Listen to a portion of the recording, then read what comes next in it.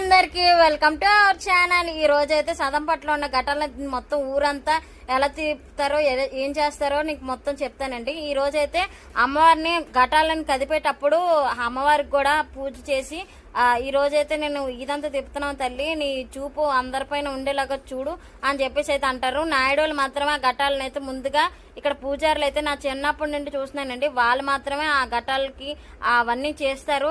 నాయుడోళ్ళు పూజారులు మాత్రమే, అలాగే నాయుడోళ్ళు కూడా అంటారు. వాళ్ళు మాత్రమే ముందుగా ఏదైనా చేసిన తర్వాత మళ్ళాంటి వాళ్ళందరికీ ఘటం అయితే ఎత్తిస్తారు. ఇక్కడ ఎప్పుడైనా సరే ఆ ఘటం ఎత్తుకున్న ప్రతిసారి కూడా మనసు అయితే ఎంతో ప్రశాంతంగా ఉంటది.